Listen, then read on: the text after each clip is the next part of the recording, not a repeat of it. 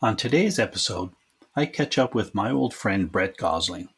He has taken his love for creating worlds in Dungeons and Dragons from our university days and used his skills to embark on a fantasy writing journey. Listen to Brett talk about the importance of surrounding yourself with good people to stay on track.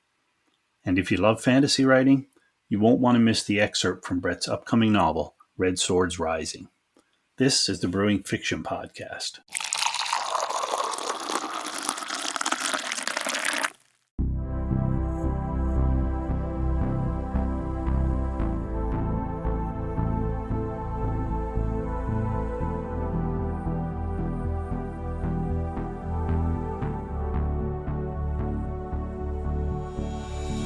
And welcome back to the Brewing Fiction Podcast. I'm your host, Keith Leonard, and today I am quite excited to introduce an old friend of mine, an expat Newfoundlander, Brett Gosling. Brett, welcome to the show. Thank you, Keith. I'm super excited to be here, man. You know what, buddy? You and I are both excited. I've got to say, when I noticed on Facebook a few months ago that you have an upcoming story being published, I think it surprised me in that I didn't know. I mean, you're a very creative guy.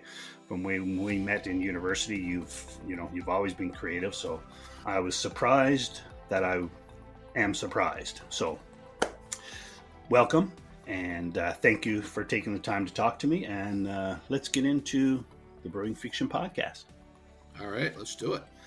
All right, my friend. So the first thing we're going to do is I'm going to ask you to pop into Author's Corner. And that is basically where you get a few minutes to just tell me a little bit about yourself, who you are personally, and then who you are as a writer. And then we'll get into the interview. So Mike is yours.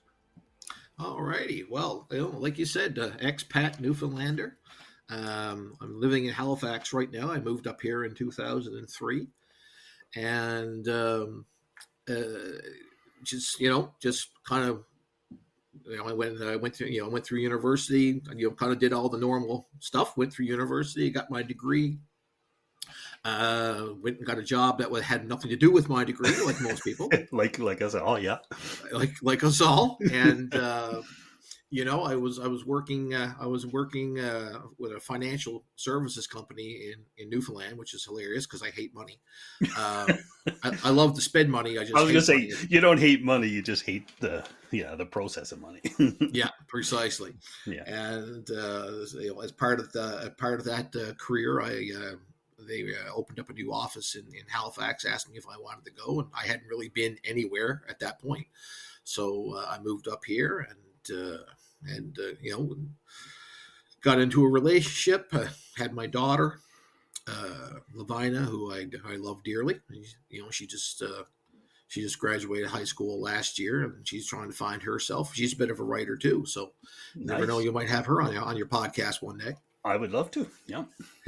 and I did a few things. Got into went back into retail for a while, and went back into financial services, which is where I am now. But through it all, like through every step of the way, writing was there. Writing and storytelling has never not been a part of my life. Just the media changed depending on what I was doing at the time, right? And so fast forward to 2016, I had a backlog of story bits and pieces and characters I had created, and I just kind of woke up one day and decided that it's time to get out of my own way, because unfortunately I'm one of those people that has to do absolutely everything the hard way. If there's an easy path to take and a hard path to take, I will take the hard path every time, and just to make sure it's good and hard, I'll put some rocks in my shoes along the way. That's just unfortunately who I am. I've tried to change that aspect of my personality, and I have failed miserably up to this point. But I just kind of woke up one day and I decided, maybe it's time to get out of your own way and do something. Try to turn something that you love into a career. And I love storytelling. I love writing. Even when I hate writing, I love writing. You know what Yeah, I'm yeah. sure you know what I'm talking about. I sure do. Yeah. And it's a to me it's a privilege to get up every day. It's, I get to write something today. I get to create something today, and it's something that drives me. It makes me happy.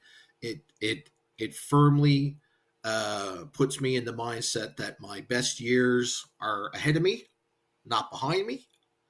And it's just something that that fills my soul every single day and just makes all other aspects of my life that much better.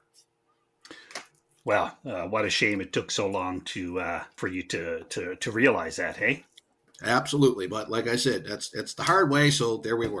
there That's you are. that's how we do it. Well, that's Brett, right? So, and That's good on Brett. you. Good on you for discovering it before you're too old to be able to take advantage. So that's 2016.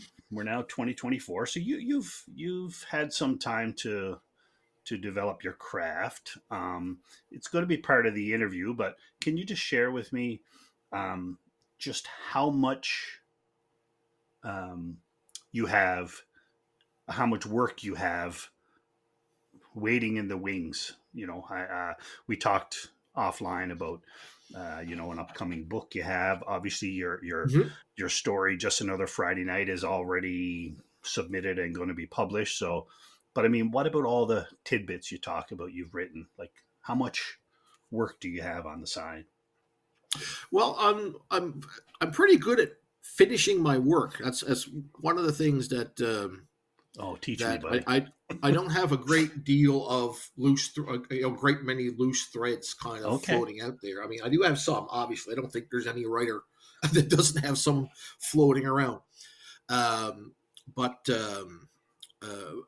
right now, I have a catalog of probably about 20 20-ish short stories that are edited and publishable, Okay. that I'm actively shopping for a home for.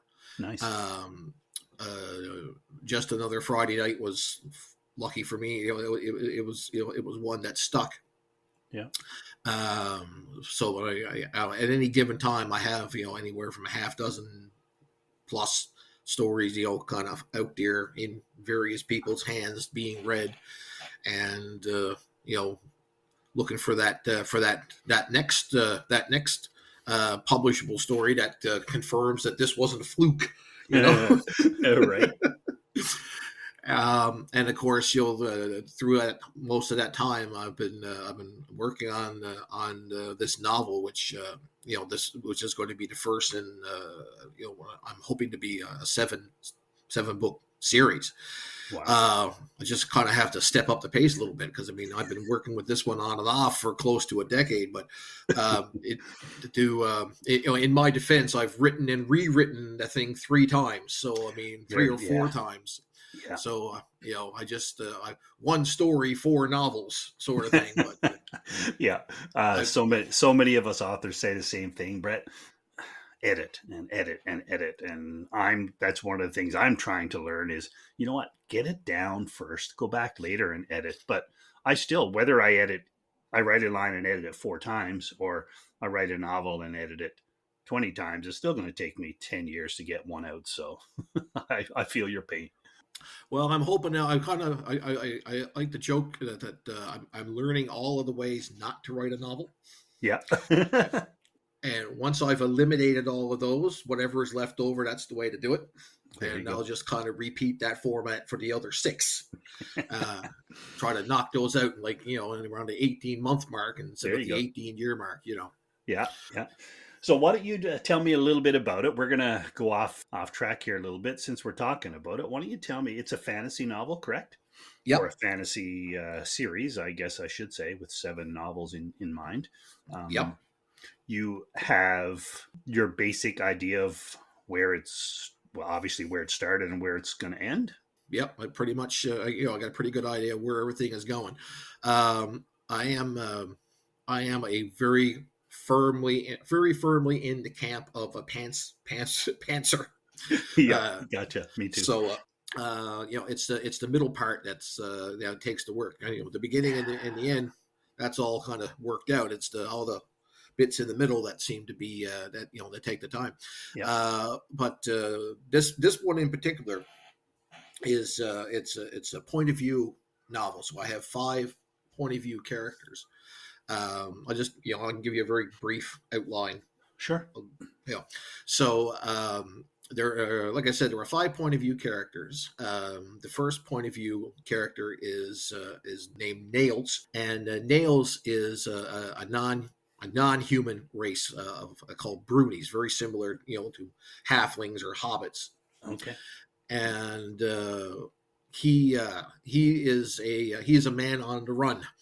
So he is basically a very roguish type who is trying to stay ahead of some people who want to remove various body parts that belong to him, and he gets wrapped up in the story of an artifact called the Red Sword, which is the actual title of the series, the Red Sword Chronicles, Okay. and the first novel, Red Sword Rising, or Red Swords Rising, rather. And so he's kind of wrapped up in this for profit. He's looking to make a sale and to buy off the people who are after him, and basically retire to a life of wine and women, as it were. That's what he's looking forward to. Okay. The second POV character is my antagonist. And I don't like to use the word villain. I like the word antagonist because he doesn't think of himself as a villain. And I don't really think of him as a villain. Okay. Um, I don't know if this is something we might be getting into a little bit later on, but when I sit down to write my stories, most of the time, and especially in this story in particular, I don't view it in the aspect of good versus evil. I look at it more as a us versus them, because I'm a firm believer that every good villain believes they're the hero of their own story. So the second character is the antagonist. His name is Titus. He's a young nobleman, and he is also searching for this sword, because he believes it's going to give him the sufficient power to basically gain the things that he wants in life. And his motivations are very particular in that he has a few things going against him in his society. He's a magic user, for one. He's a closet magic user, because that's magic use is very, very frowned upon in this society, and is punishable by death in many cases. So that's something that he has to hide from. He has to hide that aspect of himself, and he's also a homosexual, which also in this society is very frowned upon. So he decided that the best way to have what he wants, which is to live his life on his terms and love who he wants to love, is to secede his territory from the greater empire that it's a part of. So kind of like, if I can't play by your rules, I'll make up my own. Thank you very much. The third POV character is a young smith's son named Marcus, who is he's a bit of a dreamer. He's something I think a lot of us can relate to. He's kind of trapped in his profession, his father's expectations of him taking over as smith after as a smith after he dies, and he's kind of locked into that destiny, and he wants more out of his life.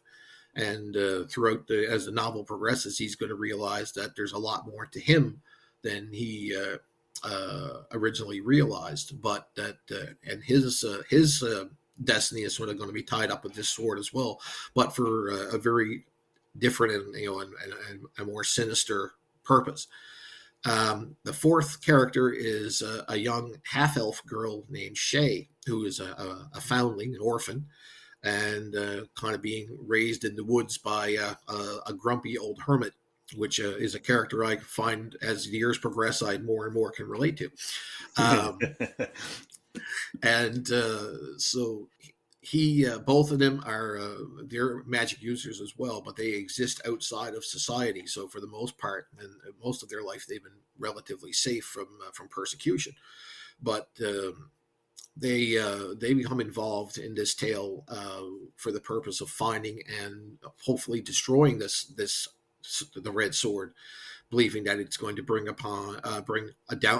great doom upon their society. And last but certainly not least is another young noble lady named Cassandra, who is in the process rather of getting married to someone that she cares for, but not someone that she wants to be married to. And of course, as a daughter of nobility, it's something that's something that's expected of her as a duty. So she finds herself torn between the duty that's expected of her and her, finding her true path in life. And she kind of has the extra burden of a destiny laid upon her, but that it was one of her ancestors that used the red sword in the first place to kill a despot. So history is now starting to kind of repeat itself again. So Wow. it's kind of what it's not quite a grim dark type of fantasy, but at the same time it's not really an epic fantasy either. It's kind of somewhere in the middle, something I kind of refer to as grit fantasy. Okay. Little phrase I coined, and it's where you kind of I like to rub my reader's nose in it's the grim reality of day to day life with these kind of people. It's dirty, it's dangerous. Everybody doesn't get along all the time. People have ulterior motives. There's lots of shades of gray, and that's kind of what I wanted to bring in. Huh. So you're just mirroring our world in yours. Well, in a very real way, yeah. Yeah, for sure. Well, so obviously, just listening to you know your characters very well. So what percent is it at completion then? If I was going to lay a percentage on, I'd say somewhere around the 90 to 95% range. Wow. Okay. Yeah, you Yeah. definitely got the characters. Again, you know your characters very well, so their journey obviously is what you have to write. But 90 to 95 or so, that's yeah, well on your way. Yeah, it's just about ready. I'm working with a book coach, and Aren't she you? has been oh yeah, she's been instrumental in helping me stay on track and keep me honest, really. And that's where with her help, that's what's taken me as far as I've gotten. I might have run out of steam before now, but Okay, can you? First, I've heard of that. I mean, I've talked to a number of authors about. Everybody has their ways, right? But a book coach. So, who, how, where did you find her? What's her role? Can you give me a little bit about that because that's very yeah, interesting. yeah, absolutely. It was quite serendipitous, actually. I belong to a lot of or several like Facebook groups on writing, and Yeah, I subscribe to some emails on about regarding writing and stories and things of that nature. So I'm trying to kind of connect with the greater community as a whole, and just kind of learn what I can from whoever I can, and any little advantage that you can gather. right. And just one day, I was just monitoring one of these posts, and a lady by the name of Jennifer McKinney made a post that she's just trying to break into the business of being a book coach, and she wanted to know if anybody would be interested in submitting her some work that she could kind of critique and work on, and kind of for her to gain her chops, and offer some feedback. And I'm like, I would immediately put up my hand, like, absolutely, definitely. I love feedback. I Yeah. love feedback, negative feedback, positive feedback. I don't care. It's all useful to me. Do you? Good for So you. You know what? You're probably. I don't know that you're the norm. no, I one of the things, if I have any advantage, I'm not a timid writer. I will love people to read my stuff. Nice. Read it, critique it, tell me what you love, tell me what you hate. Uh, my only my only stipulation is give me something creative I can use. Just, I read it and it sucks. That doesn't help me. Right. Yeah. It doesn't do much for me. I read it and it bored the crap out of me. Okay, well, that's something I can work with. Obviously there's something there's something that needs to be fine tuned there. So I sent her a sample of my work, and she went through it and she did some editing, and she made some suggestions, and just kind of broke things down. What she saw, what were my strengths and what were my weaknesses, and Yeah. and I just thought it was exceptional, exceptional feedback. I'd also had an editor as well. I have a whole team of people behind me. If you don't mind me dropping a couple of names, Be my guest. up to this point, I had an editor. I have an editor, Donna Marie West, just a fantastic lady, lives in Quebec, professional editor, and she's edited she's edited the first draft of my novel, and she's edited a few short stories for me. Okay. She's done a great job, and I also have I procured the services of a professional graphic artist to do up a few professional maps for me, and just to help me kind of lay out the world and how it looks. And Yeah. his name is Jeffrey Kosh, and he again, he's just fantastic. And so all of these people have really contributed to the novel, and especially this the look of it, the feel of it, and what I'm trying to accomplish. But so anyway, just to kind of I don't want to digress too much there, but so I was working with Jen on this stuff, and I said, I want to continue this relationship. I mean, you've given me some really great feedback here, and really set me on, I think, a very strong path. And if you're willing to work with me further, I'd kind of like to see this right through the end. And luckily for me, she agreed, and she's been working with me for probably close to a year now. Wow. Just to kind of, because I mean, I took this thing as far as I felt I could take it. I mean, I just, I thought it was finished. Yeah. Yeah. And she divested me of that illusion very quickly. And showed me, there was a few holes there a few plot holes you could drive a truck through. Yeah. And Yeah. I'm like, well, that's kind of missed those. So I'm glad you pointed those out. So that's where we are now. And actually, I'm working on the last section of the book to submit to her by the end of this weekend. So kind of put the, Wow. and then that'll kind of put not quite the finishing nail in, but pretty darn close to it. Yeah. Sounds so. Wow. Okay. So you're well into it. So are you going to traditionally publish, or are you thinking self-publish now then, now that you're at that point ready to go?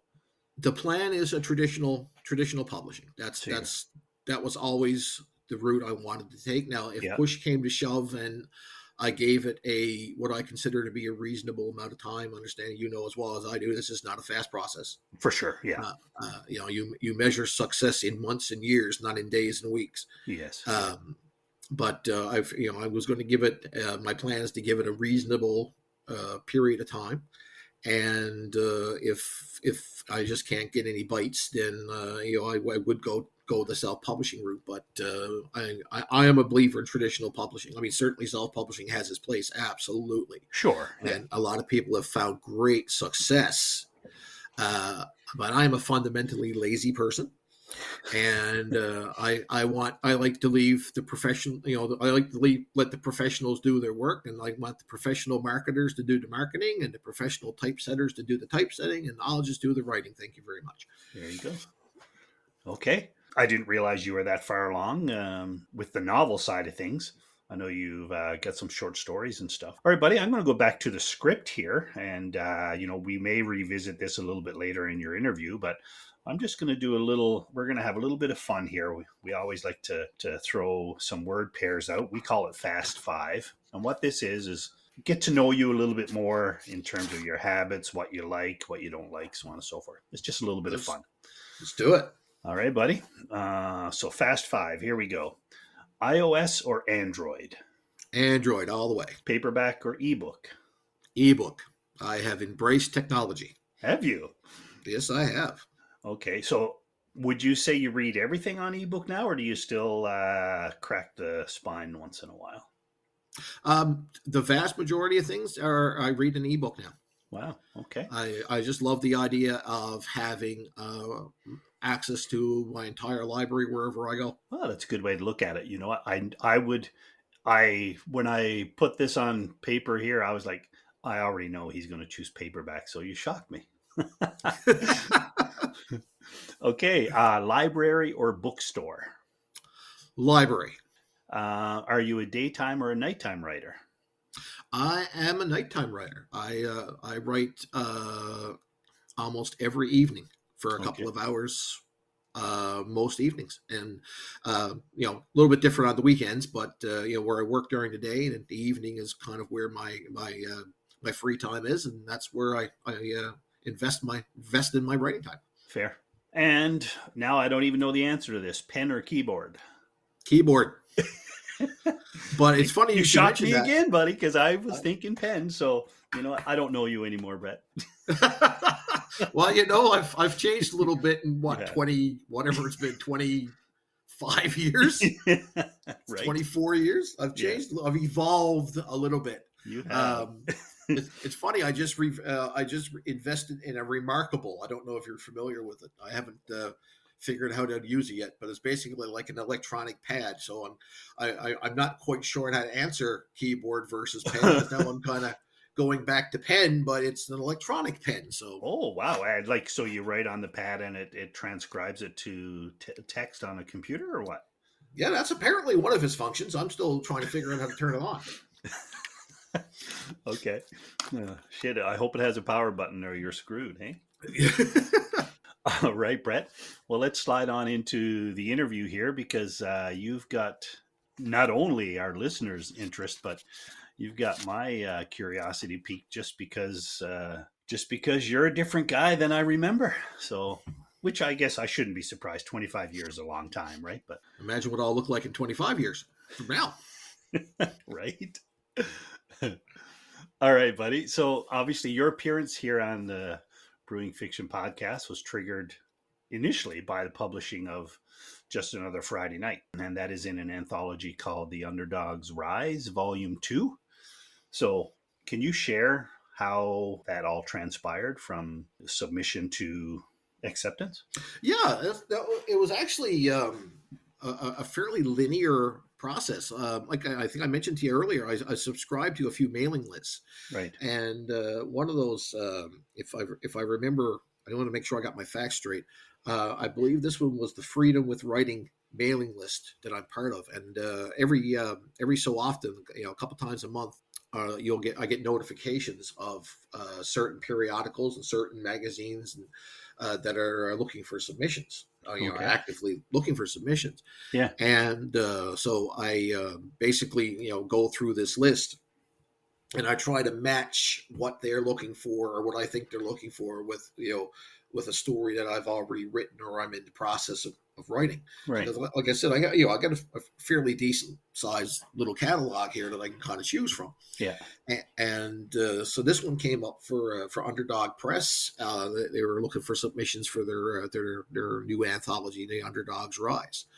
And they laid out kind of what they were looking for in broad strokes, and kind of just went back through my category, and I said, this story, Just Another Friday Night, I think is the kind of story that might resonate with what they're trying to pull off here, because it is a story of very, very, very, very briefly, it is a story of a young college age guy who works in a convenience store, and just kind of has a normal a normal interaction with what he calls his Friday night regulars, just people that live in this area. And Okay.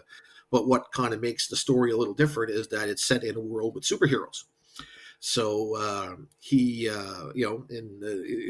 it's just an accepted part of people's lives that that these superheroes are out there, and they can come to the rescue when things go sideways.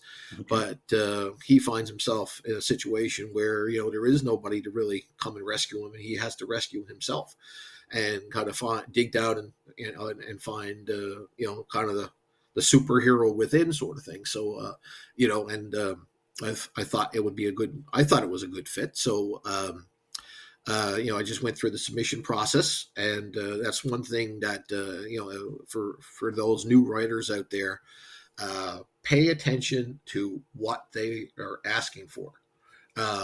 These guys get hundreds and hundreds of submissions, and they're looking for ways to disqualify you. Right. So whatever they say, for when it comes to formatting or how they want to be submitted, do you want a cover letter? Do you not want a cover letter? Just listen to what they're saying and do what they're saying, and Good advice. follow their. Don't get smart, don't get creative. Just follow what they want, and at the very least, you have a good chance of getting it in somebody's hands. Right. And then the story will rise or fall on its own merits. Your job is to get it in somebody's hands, That's and right. once it's in their hands, then they'll decide if it's a fit for them or not. And if it is, it is. If it isn't, it isn't. And that's not something that you have control over. So don't worry about that part of it.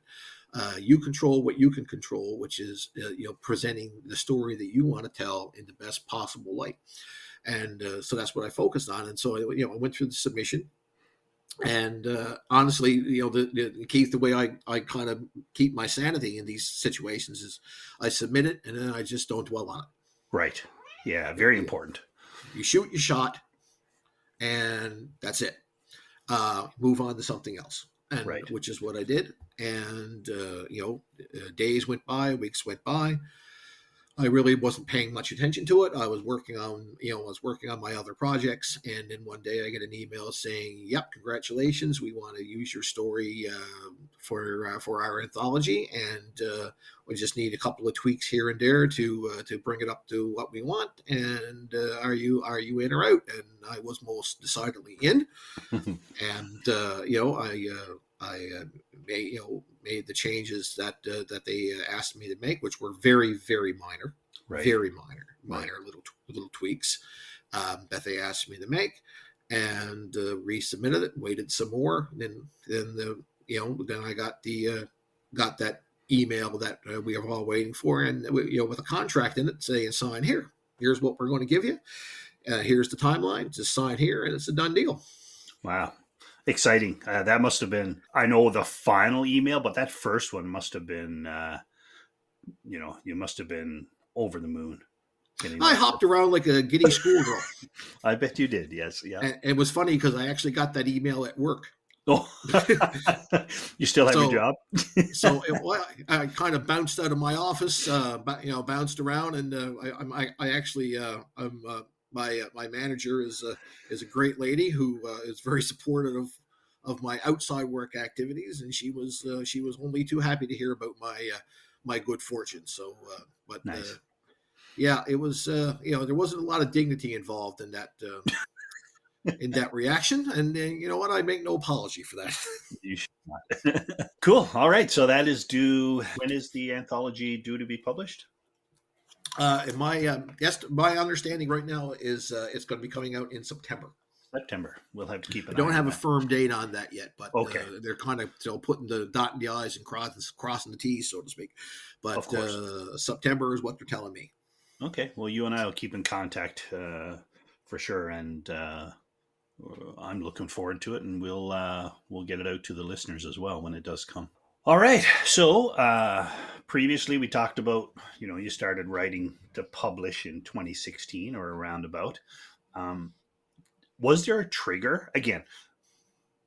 I know you, or I knew you, university years. Obviously, we're all still trying to find ourselves, but you were always a creative person. But can you say there was a specific trigger or inspiration to really say, I'm going to give this a go? Um, I think if I had to, I don't. I think there was any one thing that kind of pushed me in this direction. Um, to be quite honest about it, I think a big part of it was a dissatisfaction with my life in general at the time. Okay. That sounds a bit more dramatic than I intended to. I mean, I have and had a good life, Sure. but it wasn't satisfying in the way that I wanted it to be.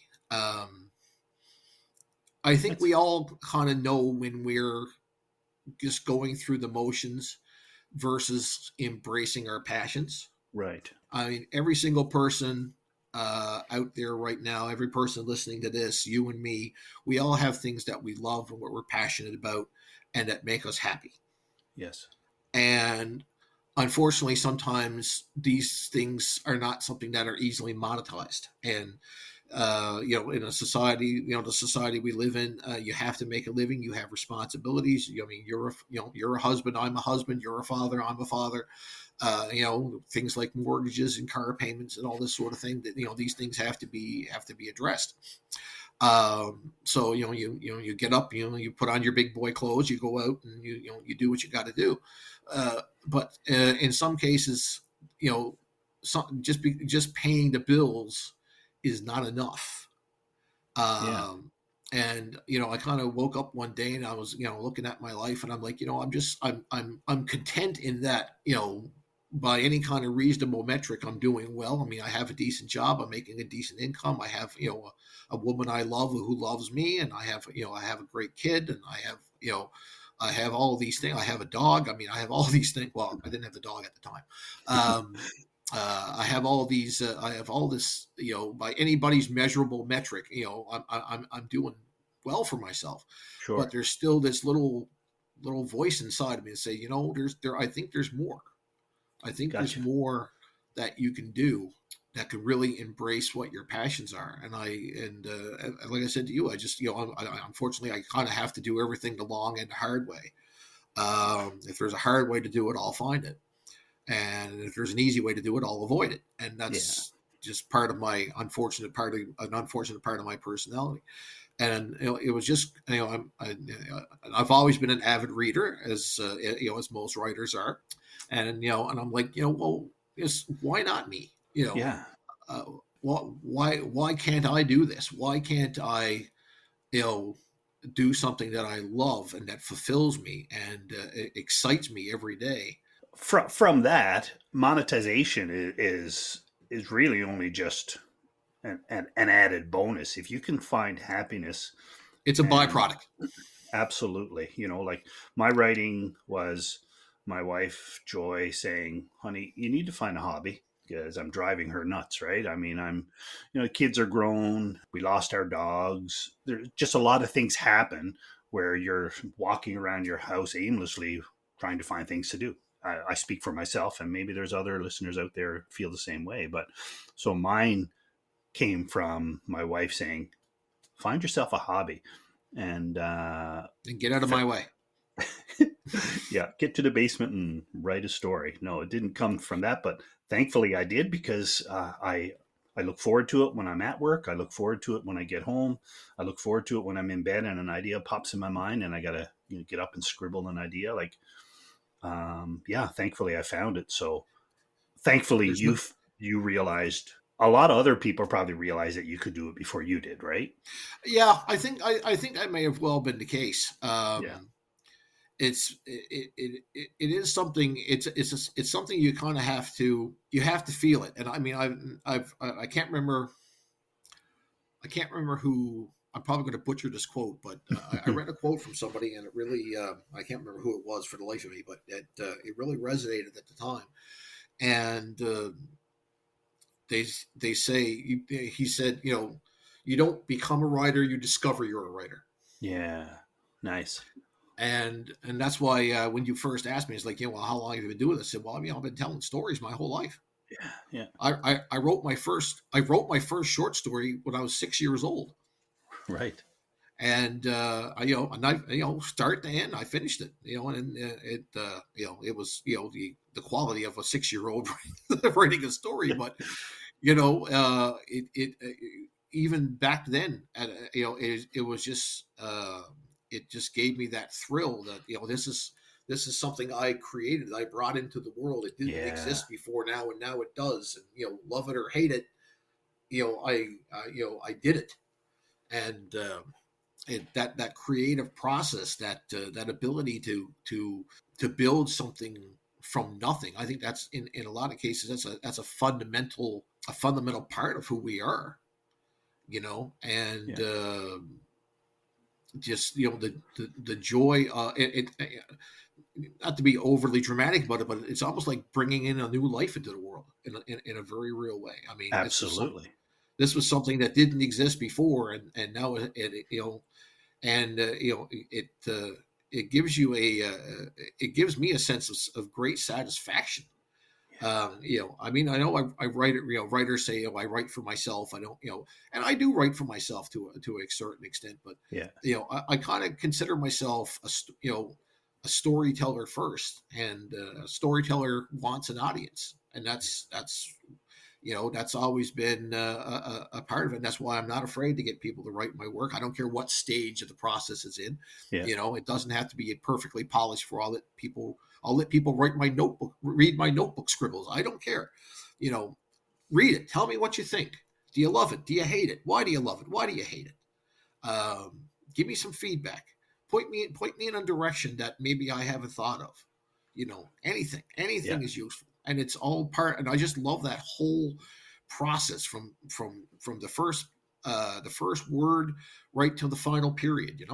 Yeah. Yeah. No, I get you 100%. All right. I think back to our university days. You were quite artistic in terms of drawing. Do you dabble in that at all? Well, I got to say, unfortunately, that sort of life just kind of got in the way of that. Okay. Um, a long time ago, and that's one of my greatest regrets, Oh, that I sort of I kind of got out of that the habit of doing that. yeah.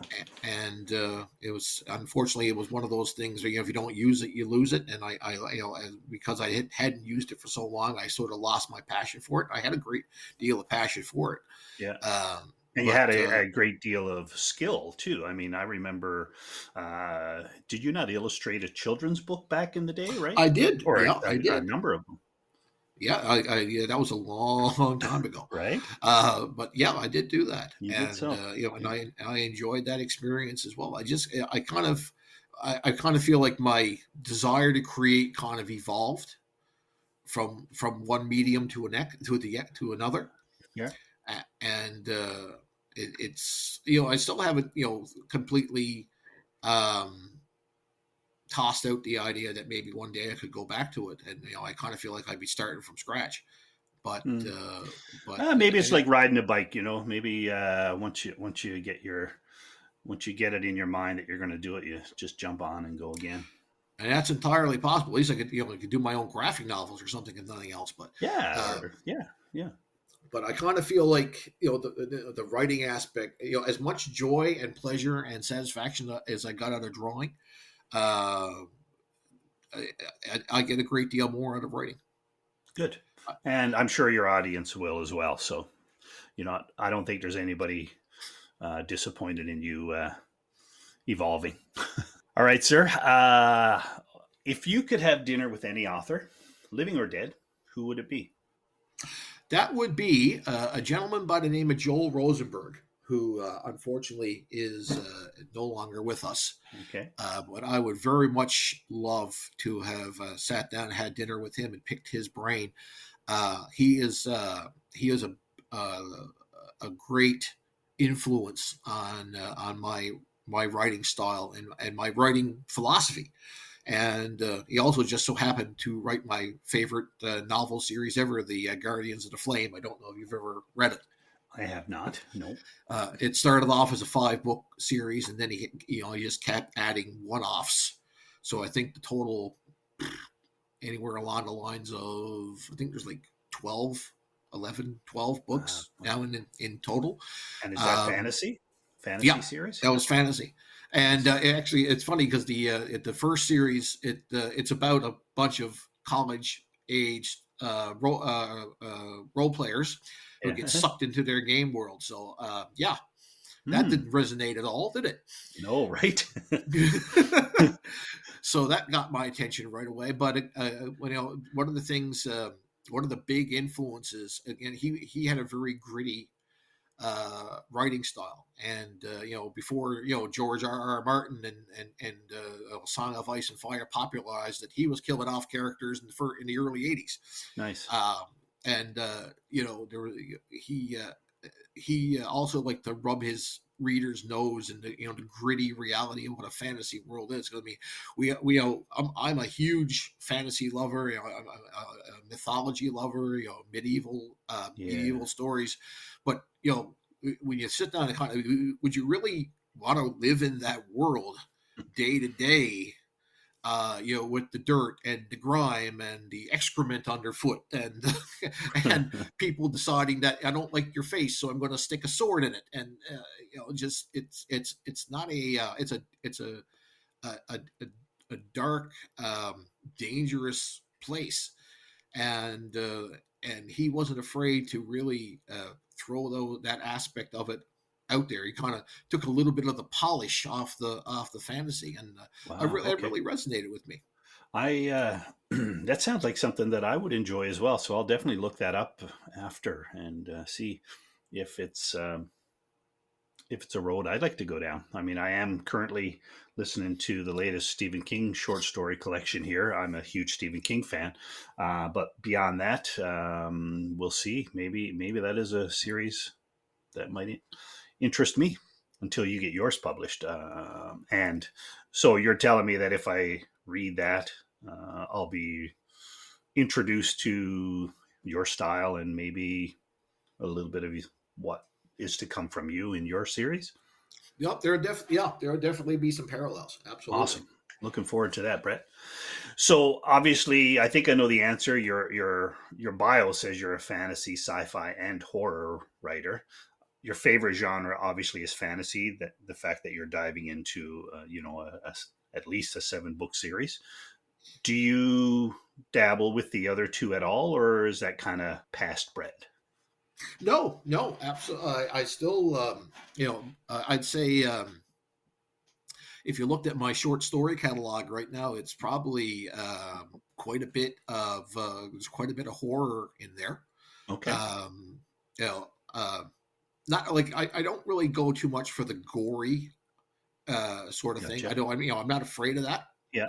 But I kind of like more of a bit more of a psychological kind Yes. of, Yes. Yeah. more of a thrilling kind of horror. Gotcha. Um, but you can certainly have a lot of fun. You can certainly still have a lot of fun with vampires and werewolves and things of that nature. I mean, that stuff hasn't been too done to death to the point where you can't have a little bit of fun with it. So Right. Okay. I like to dabble in that sort of thing, and I kind of like to try to put my own little spin on it as much as I can, and try to write something I would like to read. Yeah. Basically. Absolutely. Exactly. That's. I mean, I think that's where our ideas come from. Is something that you have to be interested in it. I mean, sometimes a character will introduce themselves to you, and then you just have to follow where they take you, right? But I think you still have to be writing what you want to read. Yeah, Yeah, absolutely. And so I find my characters just kind of drag me along for the ride a lot of I the time. know. Me too. Yeah, yeah, for sure. So it's a pretty even, at least when it comes to my short stories, it's a fairly even mix, really. Okay, cool. And so, obviously, your first short story in the anthology. Do you publish like self publish any of your short stories at all, or do you just hang on to that until such time that it's going to be published in an anthology, or do you have a dream of maybe doing your own collection of your short stories? Where are you Yeah, the with answer with that? The answer to all those questions is yes, actually. Okay. I've kind of like yourself. I've kind of dabbled with the online sites, Okay. and just kind of throwing a few things out there. I Yeah. used to use that, and I haven't done so recently, and it's something I'm kind of thinking about getting back into. Okay. I kind of use that kind of medium for as a testing ground to kind of to play around with different ideas and Yeah. and challenge myself a little bit, and just kind of see where that takes me. But when it comes to actually, when I've kind of made a decision that this is something I want to see in professional print. It when it gets done, it gets shelved, Yeah. and I try to spend some time every week, and I'm abysmally bad at it. But I make an effort to kind of work on, we'll say, the business side of the writing business, Okay. and the administrative side, and getting things out there. And because I mean, it's they're like I said, I mean, first and foremost, I'm a storyteller, and I need an audience. I need people. I Yeah. have a driving need for people to read my stuff. Yeah. Even if you love it or hate it, just read it. And so I'm at any given time, I'm constantly, I have work out there in somebody's hands, trying trying to get published. Cool. Have you heard of Medium? I've heard of Medium.com. Medium through you for the most part. Okay. When you kind of popped up in my feed a while back, and I started reading some of your stuff. Yeah. Okay. Good. Yeah. You know, if you're just, I know for me, it's given me my initial satisfaction and drive has come from, publishing a couple of stories on there, getting some feedback. I would say that majority of feedback is always positive, because I don't think anybody's going to tear it down online. I mean, you may have somebody, but Medium doesn't have that audience. But it does, at least for me, it has given me enough confidence to maybe keep going. I've thrown some drabbles out there. Medium is a nice little site to get a little bit of feedback and just get your work out there. So you might want to think about that if you're going to continue to go down that road. Yeah, absolutely, and it certainly it got my attention. Like I said, I read a few of your things on there, Good. and Well, appreciate it. yeah, and I guess it's good stuff. Thank you. All right. So you surprised me with your grasp on technology a little bit here. So how do you stay connected with your audience? Like, do you use technology? Are you a social media guy? Well, here's where things kind of get a little bit dicey. I'm in some ways I am a tech. I do embrace technology, Yeah. which is something I actually have frequent arguments with my daughter about, as she is very old school. So I mean, if you were asking her those questions, it would definitely be paperback, not ebook, and definitely be pen, not What? keyboard. Yeah, as I thought you were going to be, right? Yeah. Yeah, and Wow. I'm And like, that's yeah, so surprising, man, because she's what? How old is she? 20, she 19, 20? she'll be 19 next month. And wow. Wow, good for her. I like to hear young people who still embrace that side of things. Good for Yeah, her. I keep teasing her, like, how can I be cooler than you? Right. Yeah. How is that even possible? But so she's very much old school, and I try to I've wanted to kind of embrace some of the tools. Like I just kind of look at it from the standpoint that, I mean, I look at, like, I don't want to digress too much, but like, Sure. if you were looking at, for example, 30 years ago, and you wanted to write anything, especially anything a little bit out of the ordinary, like sci-fi or fantasy. Okay, well, where would be the first place you'd have to go? Off to the library, Oh yeah. right? Off to the library. Do your research, Yeah. right? Yeah. Anything, how does a blacksmithy work? What are some theories on light speed travel? All of this stuff, so you're gonna have your Right. nose in book after book after book after book after book after book after book, doing your research, and and just kind of formulating your thoughts and formulating your strategies. Right. And then along came the internet, bang, you Yeah. know, and the resources for writing are just amazing if you take the time and from a research perspective. I mean, still, if you want to do serious research, the library is still the place to go. But I mean, sometimes you just need a word, or you just need something in a vernacular. Like, for example, one of the things, one of my unfinished works right now is a Weird West story. I kind of finding I'm getting more attracted to that genre. Okay. And if anybody out there doesn't really has come across the concept of a Weird West story, it's basically a western with either sci-fi, fantasy, or horror elements. So I was working on a story set in that kind of a genre, and I mean, I don't, I never really watched a lot of westerns growing up. A little bit, here and there, and it's not really a genre that really appealed to me. Not like fantasy and sci-fi did. Yeah. But so I'm like, so I mean, how do these people talk? Mm. What kind of phrases do they use? What kind of sayings do they use? How do they form a sentence? So I just kind of did, even just doing a little bit of tertiary research. There's dozens of web pages with here are some Wild West phrases like 5 beans in the wheel. What does that mean? Well, that Yeah. means Yeah. that's the concept of having a 6-shooter when only loading it with 5 bullets, so you don't shoot yourself in the foot when your horse hops. You know, Yeah. they call that having 5 beans in the wheel. So I mean, just those kind of things lend a great deal of authenticity to just the little turns of phrases even. And then there's whole websites devoted to these kind of things, and and here's a saying and here's what it means, and I'm like, it's a treasure trove of information. So I kind of embraced that tool as a valuable tool, especially because I'm essentially a lazy person. um, and I don't want to spend 100 hours in my nose in a book. I kind of want to get down to business. Yeah. You know what I find is I spend, yes and no. I think with the internet being so accessible, sometimes I find myself distracted by, oh, I need, I have something I want to say. I don't know how to say it. So you start researching, right? And it's like, holy shit, a half an hour later to figure out, to come up with that phrase, 5 beans in the wheel. It would take me a long time. So maybe a book would be better because you just use one, you find what you need, and you move on, right? There are definitely some rabbit holes that you have to sidestep. Yeah. Yeah. Yeah. Absolutely.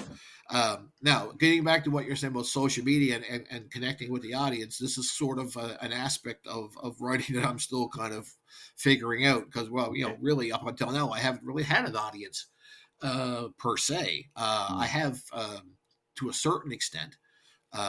Like when I was publishing some of my early stuff on the website, like Medium like websites, Yeah. not Medium per se, but similar kind of things. Okay. And so did you did have some connection with your readers, and people would give you feedback and through the site. Yeah. But no, the short answer is I'm not a super social media kind of guy. I mean, I'm on Facebook, obviously. Yeah. I don't have an Instagram account. I don't have a Twitter account or X, whatever you call it now. Yeah. Right. Yeah.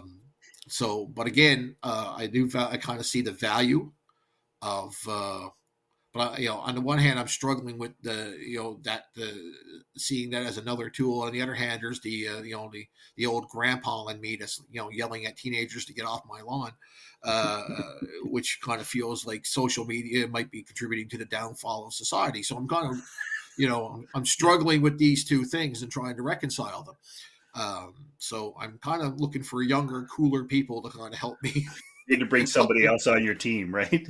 right now. Yeah. My social media consultant. That would be the next position Exactly. I fill on Team Gosling.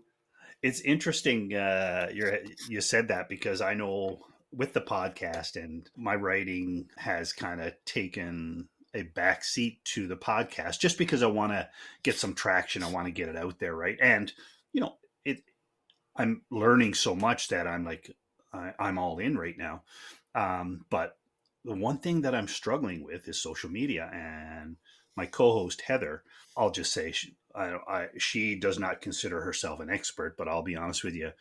Um, she knows a heck of a lot more than I do about Instagram. It seems to be her favorite, and you need somebody who understands it, because to get out there otherwise, it's difficult. That's what your audience. That's what they use. That's where they're going to find you, right? So Yeah, we got to get ourselves out there somehow. So absolutely. It is very intimidating. it is so. So you do kind of need, having somebody who can help you navigate those waters is a huge asset. It is. And I'm trying to look. I'm in the process of trying to find my own Heather, as it were, There you and go. someone to kind of help me not drown in the sea of social media out there, and use it to your advantage, because I do see its value as a tool. I mean, never Sure. before are you in such a position to reach out and touch your audience, your listeners, it's just we're in unprecedented times when it comes to levels of communication and accessibility, and to ignore that is crazy. You're just shooting yourself in the foot, and Well, I you want agree. to give yourself every chance to succeed, right? Absolutely. Whatever success looks like to you. Right. And you know, you and I probably, well, no, probably, you and I would not be having this discussion today. We wouldn't be connecting with an audience of the Brewing Fiction podcast without technology, social Exactly. media, so on and so forth. So, Exactly. well, you'll find somebody. I'm sure you've already found some, good team members. So, just one more to add. I'm sure you'll find that, and you'll have to share that with us. Sure. Happy to. All right, buddy. Can you share a little bit about your writing process? So everybody has routines. What gets you in the mood to write? I mean, you write every evening. So is there anything that you need to help get you in the zone, or? Yeah. Well, when it comes to a writing process per se, one of the things I'm a believer in. I am a big believer in a disciplined approach to it. Again, I'm not good with remembering quotes, but there was a really great quote I read that's from a writer who said, he said, "I only write when I feel inspired, but lucky for me, I'm inspired every morning at 9 o'clock." Yeah, right. So and that's I really that really kind of hit me really hard, and I'm like, that's it is it's like any other kind of discipline. So I sit down. My writing time is typically under normal circumstances between 6 and 8:30 every night. Okay. When supper is done, and you take the dog out to use the bathroom and take him for a walk, and then I go down to my office, and I'm there for 2.5 hours, and my wife knows that's my writing time. She leaves me alone, unless there's something that just it just has to have my Right. attention. Otherwise, she takes care of everything. That's one of the biggest ways that she supports me, and what I'm trying to do is she takes these normal kind of mundane things off my plate when it's time for me to work. And so I mean, and I'm eternally grateful to her for that. So I sit down at 6 o'clock comes. I sit down in front of my computer. I turn it on, and either I'm working on something. Most of my time right now is it's finishing up the novel, because I mean I'm close Yeah. enough to to taste Yeah. victory Yeah. on that one. Yes, sir. So I kind of want to push that through, and finish it up. And plus, I've been working on it for a decade. I want to kind of move on to something else now. Even if it's the next chapter of that same story, I Right. don't want to Right. keep rewriting the same thing over and over again, obviously. Yeah. And so I mean, I'll usually find I was listening to one of your previous podcasts, and you were talking about music and the importance of music. And some people like to write in silence, and some people like to have some music playing. And I certainly fall into the music camp. Do you? Oh Is it yeah, mood absolutely. music or just any music? Are you like Mood do you music. mood music? So Okay. if whatever I'm trying to do at the time, I'm trying to find something that is that's in the same vernacular. Okay. So if I'm writing fantasy, maybe I have some fantasy ambient music in the background. If I'm working on my Weird West story, I'll have a little bit of some kind of bluegrass going on in the background. Okay, right? So it's like my own little soundtrack to what I'm trying to do. And Interesting. I find that helps me. It kind of keeps me in a frame of mind. It's fun. It's funny because right now I'm kind of working on some things on the side.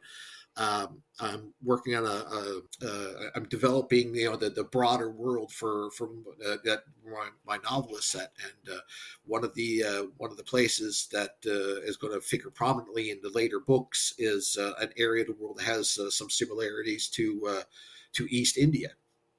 Oh So I'm wow. listening to a lot of sitar music. Are you? So I'm actually developing quite a taste for it. There you It's go. quite relaxing. So yeah, so that's definitely a part of my process, Okay. and just to have that in the background, and I really feel like it's subliminally influencing me, and kind of getting me in the right frame of mind for what I'm trying to produce. That's great to hear. You know what? That's a couple times I've heard that. So, I mean, anybody who's listening out there, if you're struggling or if you're trying to find your way, that might be all it takes to give you that nudge. Well, as far as I'm concerned, it can't hurt. True. Awesome. So you write, 2.5 hours every evening, barring life getting in the way. But do you have a goal in terms of how much time you like to write per week, or do you have an average of how much time you put into your writing per week? Well, those are kind of two separate questions. The goal would be to do this All to the the time. exclusion of all else. Yeah, yeah. To make this my life. Put 6, 7, 8 hour. I could certainly sit down and write 6, 7, 8 hours in a day. No problem at all. I love the process. Like I said to you before, even when I hate it, I love it. Yes. And just putting those ideas down and playing with them and twisting it and moving things around, even all that aspects of it, I just enjoy it so much. Yeah. Unfortunately, like you say, life gets in the way, and you can only there's only so many hours in the day that you can devote to things that you don't get that immediate, unfortunately, that immediate income Yeah. from. Yeah. Um, but the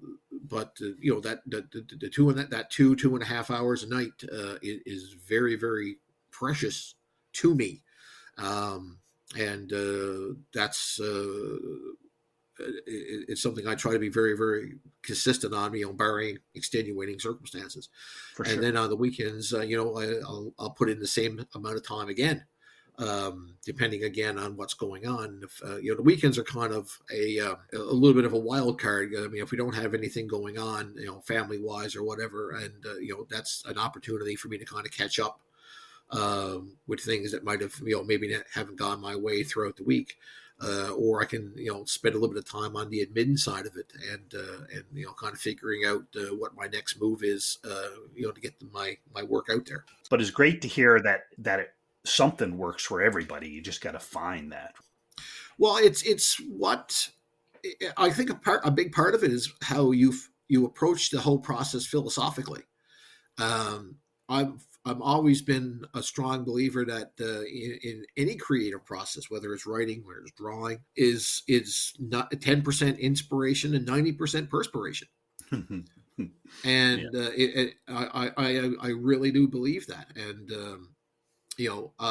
I'm always trying to, when I'm working, I'm always trying to move forward. I mean, I get stuck just like everybody else. You just hit that block, that wall, and like, what do I don't know what to do. I don't know. Yeah. I kind of know where I want to go, I know where I am. I just don't know. I can't see the path in between. So I mean, sometimes I'm working on a chapter and I'm skipping over huge parts of it, just leaping from the points that I know are going to be in there, and then I go back and fill in the blanks afterward. So that's one of the ways I kind of keep myself from getting writer's block is, if I'm stuck, I'll just leave this aside and I'll start another section, another chapter, another whatever. Just keep writing, keep writing, keep writing, keep writing, and then Exactly. Yeah, I've you heard know, from others too that, you know what, if you're stuck, you don't even need to say just jump to another chapter. Just leave that work and slide into something else. So, make sure you have at least 2 or 3 projects on the go. And I think all of us will probably comfortably say we probably have 20 projects on the go that we could go into if one isn't working. absolutely, yeah, I mean, again, I heard a quote, and it's pretty, it's pretty sublime, but but cliche as well. Writers write, Hmm. and that's very truthful. I It mean, is. you if you're a writer, you just write. You just write. You can write your way out of a block. You can write your way out of a hole. For sure. Yeah. And on that note, I want to make you, as a writer, become a reader for a few minutes. Why don't you maybe share a little bit of your work with the listeners here? Absolutely, I'd be thrilled to. Okay, take it away. So what I've chosen here, I have an excerpt from my first full chapter of the novel Redsword's Rising, Exciting. and where you're going to be where this is going to introduce you to the antagonist, a young man by the name of Titus. So I picked about 2,000 words. I hope that's not going to be too long. No, no, you know what? It might not be long enough. I'm excited to hear it. Well, if you want me to keep going, I can just keep going. I'll just You give know you me. I've always loved the sound of my own voice. So, I'll just give you a thumbs up and you just read the book. We'll hear for 2 days. Okay. all right. So, whenever I'm ready when you're ready. You go, my friend. Alrighty, sir. So, Titus, heir to House Trundle and Lord of Griffin Peak, looked through the tall, diamond-paned windows and smiled as he watched a small army of soldiers march on his castle. As the company drew closer, the light from their torches and lanterns bobbed up and down like dancing will-o'-the-wisps.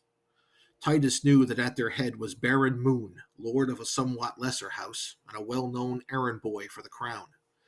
He had received word 3 days ago that the Baron was making his way to Griffin Peak.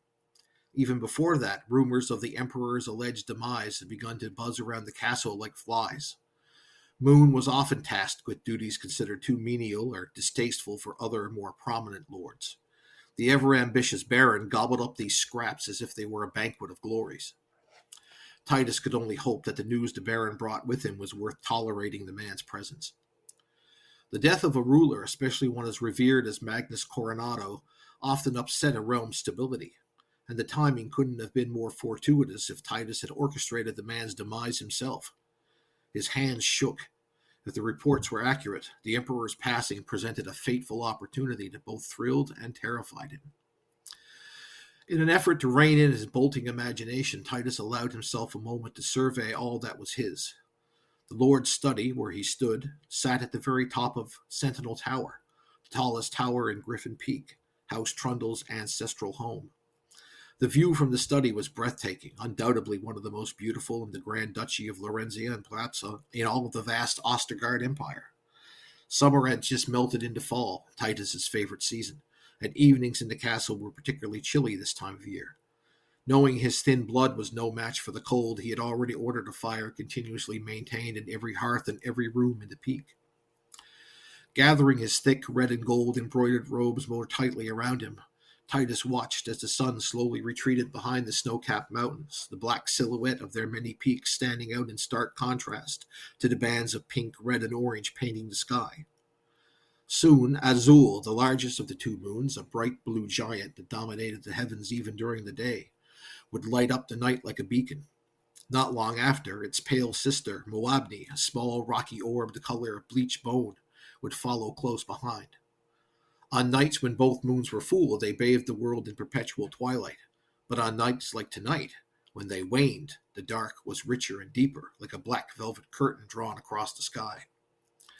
A piercing shriek echoed throughout the chamber, drawing Titus's attention upward. He closed his eyes and sighed.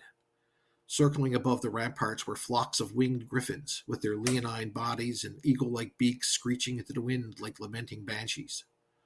Among them was Greywing, his personal mount and most trusted friend.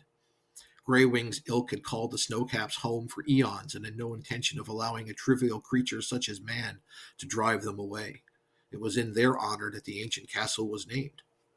Titus longed to be up there with him tonight, soaring above the clouds, the wind in his hair bathed in the two moons' light. But now was not the time for frivolity. There was much work to do. Opening his eyes, Titus turned his attention away from the fiery sunset and the keening griffins above to the state of his defenses below. The red and gold griffin banners mounted on the castle's battlements were whipped into a frenzy by the howling wind. Guarding those battlements were loyal and vigilant Trundle soldiers, dressed in yellow and red uniforms, their polished steel breastplates emblazoned with the griffin, visored helmets, spears, and shields glinting in the fading light. Thanks to the approaching army, the shadow-filled courtyard buzzed with activity. Titus had ordered an honor guard of a dozen of his best soldiers assembled behind the gates. They would serve as both a welcoming committee and a show of force should his approaching guests prove not to be what they seemed. 4 more squads of armored soldiers took up defensible positions at their flanks, arranged in neat phalanxes. Meanwhile, scurrying stable boys led snorting war horses, their breath steaming in the frigid air across the yard from their stalls. The mounts would be within easy reach of the soldiers should they be needed. Past the massive iron gates, shaped like rearing griffins battling claw to claw, was the bubbling, foamy river. Its languid waters meandered down craggy Griffin Hill past High Town and Low Town, where the bulk of the peak's citizens lived. Despite its status as a capital, the combined population of the peak and its 2 satellite settlements, neither of which were meant to be defensible, never reached more than 5,000 souls. Were it necessary, the castle would serve as a more than adequate refuge for the townsfolk from any attacking army. Titus watched the gates open to admit Baron Moon and his retinue. Once they were inside, Titus left the window and circled the study several times as he awaited the Baron's arrival upstairs. On his first pass, he stopped in front of the blazing hearth and ran a finger along the marble mantel, flicking away the tiny traces of dust he found there. Then he inspected the ornate gold platter on the small table nearby, ensuring its various drink decanters were full. On his next pass, he passed before the massive hanging griffin banners flanking the west-facing windows and thoroughly checked them for loose threads. Satisfied with their condition, he ended his final tour at the enormous portrait, framed in mahogany, of his father, Grand Duke August Trundle. He tried to scrutinize the man's features, the thinning iron gray hair, bushy sideburns, the penetrating blue eyes, and the sunken cheeks, but he found he couldn't manage even half a minute. Turning his back on the picture, Titus moved to the center of the room and stood on the shaggy Titan bear rug spread across the study floor. Straddling it was the giant polished oak desk that dominated the study, his father's desk. A pair of identical plush chairs cushioned in red velvet faced it. Behind it sat a tall, ornate throne-like seat made from the same wood as the desk, the arms fashioned to resemble griffin claws. Curiously, it had no cushion. August often said such comforts only dulled a man's faculties. Titus stared at the desk. For 2 years he had been acting Lord of Griffin Peak. 2 years of ruling in his father's stead and ruling well. House Trundle flourished under his leadership. Still, in all that time, he had never once dared to sit in his father's chair. Titus remembered stealing away into this study as a boy to play whenever his father was out riding. August never invited him to ride, choosing to spend that time with Titus's more robust twin sister, Anya. As a result, Titus learned to amuse himself, often sitting in his father's seat pretending that he was the Grand Duke and barking orders at his phantom retainers. That all ended one day when his sister's horse threw its rider, forcing August to return early to seek the medicus's aid. When the Grand Duke found his son sitting at his desk, he grew livid, grabbing Titus roughly by his scrawny arm and dragging him from his seat onto the floor. "You have not earned the right to sit here, boy," he had snarled, "and until you show me some strength, you never will." Titus never forgot the sting of those barbed words. Not that he could ever have in any event. August never failed to remind him how much of a disappointment he was compared to his sister. She was the strong one, a warrior born. On the other hand, the bookish Titus was slim to the point of gauntness, with long, gangly limbs, a lean face, and thin, wavy golden brown hair. August Trundle had never wanted his weakling son to sit in his seat after his death, though all the laws of the Empire demanded it. Titus had spent his entire life trying to show August that strength came in many forms. A knock at the study door shook him from his reverie. Titus straightened his spine and tried to smooth some of the wrinkles out of his heavy velvet robes. Unfortunately, their scarlet folds stubbornly refused to be tamed, and he eventually abandoned his efforts. He licked his fingers and ran them through his hair, almost as an afterthought. Finally, feeling presentable, Titus clasped his hands behind his back and cleared his throat before shouting, "Come!" The creaking of hinges seemed incredibly loud as the heavy study door opened. Then, slithering into the chamber like a discarded snakeskin given life, came Godfrey. Titus hated his father's chamberlain. He hated his thin, bloodless lips. He hated how the man's yellowing gray hair hung like strands of old twine from his liver-spotted pate. He hated the old man's hooked nose and how his eyebrows looked like twin gray caterpillars crawling over his protruding brow. But most of all, Titus hated Godfrey's eyes, those deep-sunken, cold-as-steel eyes that looked at him with almost constant disapproval. They reminded him too much of his father's eyes. "May I present," the old chamberlain wheezed, "his lordship Baron Emmerich of House Moon." Slinking away like a well-whipped dog, Godfrey gave way. Titus nodded respectfully to his guest. "Baron Moon," he said, "you honor my home with your presence." The Baron grunted in reply and strode into the study, brazenly eyeing Titus up and down. Titus suffered the indignity stoically, his face a neutral mask. His appraisal complete, Moon made a grand show of removing his black leather riding gloves, plucking at each finger one by one before finally peeling them from his hands. Carelessly, he tossed them onto the corner of the desk. "May I assume my men will be fed and my horses watered?" he asked. "Of course, my lord." Titus gestured toward the door, and Godfrey, inclining his head in understanding, slowly shuffled out. At least he had the tact to shut the door behind him. Titus's eyes lingered on the portal briefly before returning to his guest. His smile was as genuine as he could manage. "May I offer you a drink, Baron?" Unbidden, Baron Moon sat in one of the twin chairs. Titus bristled at the blatant show of disrespect, but made sure his face betrayed nothing. "I'll pass." The Baron settled into the chair and stretched out his legs to their full length. Moon was a tall, thin man with a long face, a weak chin, sporting a small tuft of beard and bulging eyes. Though only in his 30s, his leathery skin and protruding bones made him look considerably older. The velvet doublet he wore, night blue with gold filigree, hung from its frame like rags on a scarecrow. "As you wish." Titus walked over to the table near the hearth, retrieved the crystal carafe filled with a dark purple liquid, and removed the stopper. After filling a bronze goblet with sweet-smelling wine, he raised a cup to his lips and feigned a deep swallow, though in truth he barely tasted it. Titus had no intention of dulling his wits around this man. "Keshen?" the Baron inquired, eyeing the wine. "Metrosian," Titus corrected. Baron Moon crossed his arms and sneered. "Expensive stuff. It must have crossed half a world to reach your hand." "My father settles for no less." "And how fares your noble father?" asked the Baron. "We have not seen the great August Trundle at court for some time. I had hoped to speak with him directly, but one of your men informed me that he is currently abroad."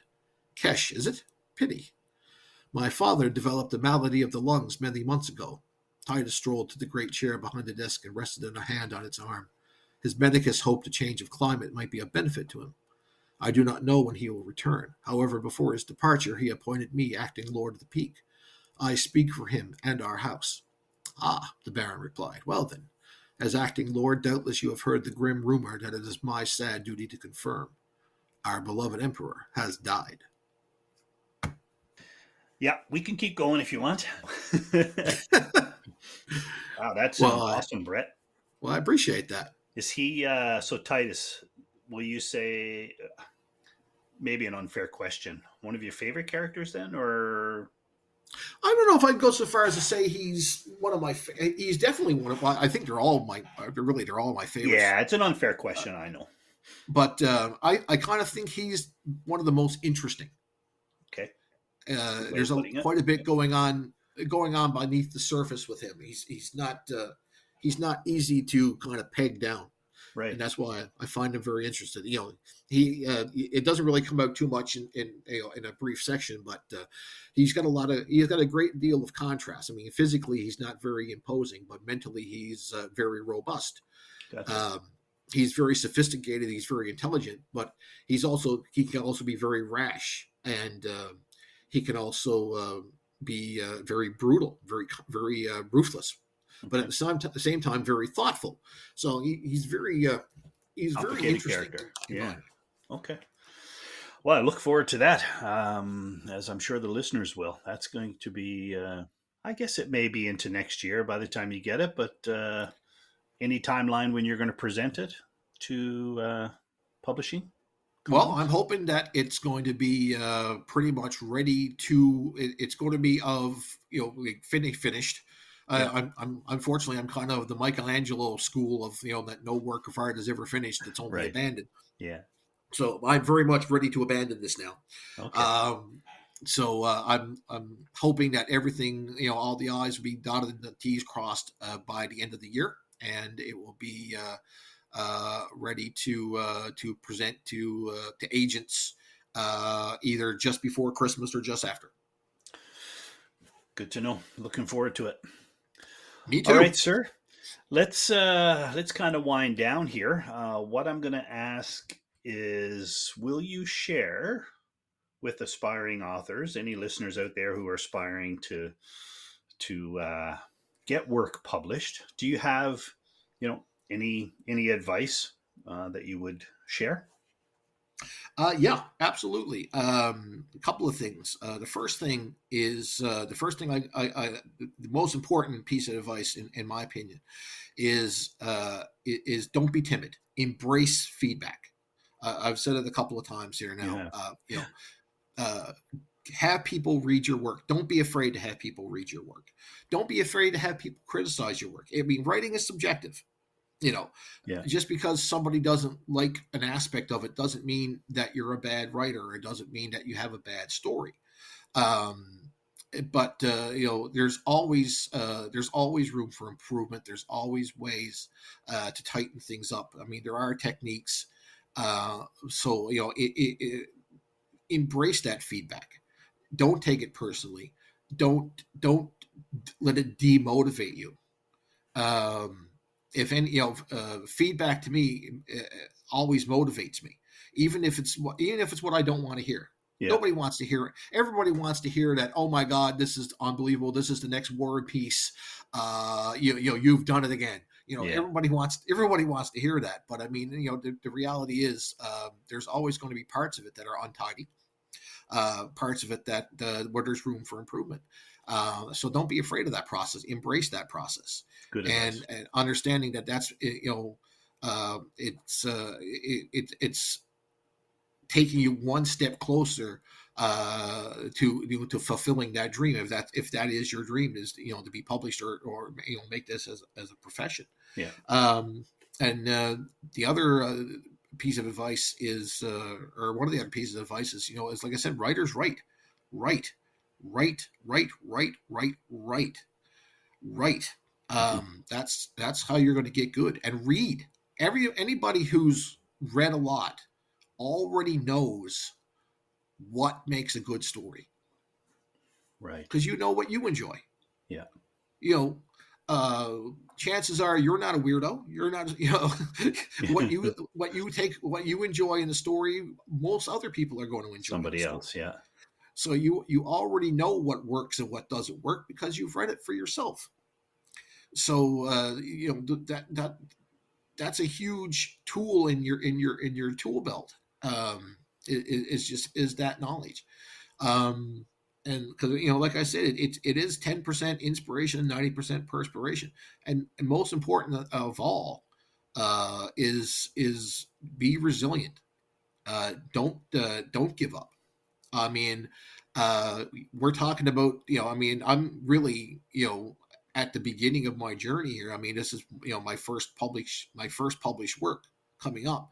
I mean, you didn't see. We're not talking about the dozens of times my work was rejected Right.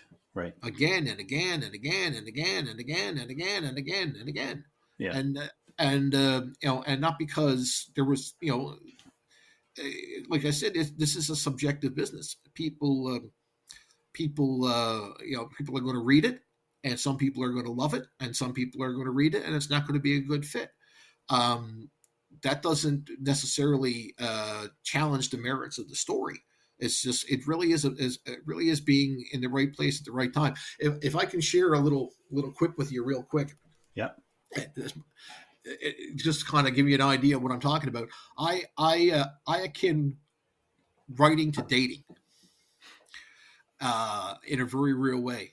Before I met my beautiful wife, whom I adore, I was in the dating world for a little while, and I, when met some wonderful people, and but one incident kind of really stood out to me was that I went on a date with a lady, and just put my best foot forward, and the date went really well.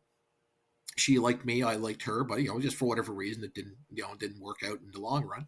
Yeah. And then the very next night I went on another date with a different lady, and it was kind of funny because it was laundry day, so I was wearing the same clothes I wore the night before, just they were clean because it was wash day, so I literally was the same person that day as the night before. Yet the night before, she had described me with the word "quote unquote" yummy, which is always nice to hear. But I met the lady on this night, and like I said, I was dressed the same, I looked the same. You know me, I'm pretty much the same all the time. Yeah. And she opened the door. I went over to her apartment. She opened the door, and the look she had on her face, the best way I can describe it is, ever at Christmas get a really nice Christmas present, just a beautifully wrapped present, and you open it up and it's socks. Yeah. That's You were what her. socks. That was the look on her face. I was socks. You were socks. Yeah. And we ended up sitting down for 45 minutes of her giving me one word answers to my questions, and me finally saying, obviously you're not into this, so I'm just going to leave. And obviously I walked out feeling a little rejected, and maybe feeling a little bit down on myself, and then it just kind of hit me. It's like, I'm the same guy as I was last night. Dressed the same, I spoke the same, I told some of the same jokes. I really was the same. And the first girl really liked me, and to this girl, I'm socks. And I'm like, well, that's it, isn't it? You can only just be you. Yeah. And they're either going to like you or not. And that's how I approach writing. I was like, I tell the story I want to tell the way I want to tell it. And some people are going to read it, and it's going to be their favorite story ever. My daughter, it almost brought tears to my eyes. She read one of my stories. She said, "Dad, this is the best thing I've ever read in my life." Almost brought me to tears. Yeah. But at the same time, I know someone else will read that story and it sucks. So what do? You can't control that. That's out of your control. What's in your control is telling your story the way you want to tell it, the best way it can be told. That's what you control. And it's going to, the chips then are going to fall where they may. Understanding that, unfortunately, part of the game is you're going to get way more rejections than you are acceptances. Yeah. That's just the name of it, and you have to make your peace with that, build a bridge, and get over it. Well, that's a great bit of advice, a great comparison. Very great advice. Socks. I never pictured you as a pair of socks, but somebody did. Somebody did. But you know what? I'm eternally grateful to that girl. She got my head on right. All right, sir. Well, on that note, I will bid you adieu. Fantastic piece of work that you shared with us. It's been an absolute treat catching up with you and listening to your journey, such as it is. You feel that you're only at the beginning of it, but you've certainly shared a lot of useful information for me as a new writer, and I wish you very well, much success. And again, thanks so much for being here today, and good luck. Thank you for this opportunity. It's been a blast. Stop by the podcast homepage for links to today's guest and to see what else is brewing on the Brewing Fiction podcast. You can find the links in the description. And don't forget to click the subscribe button to be notified whenever a new episode is released.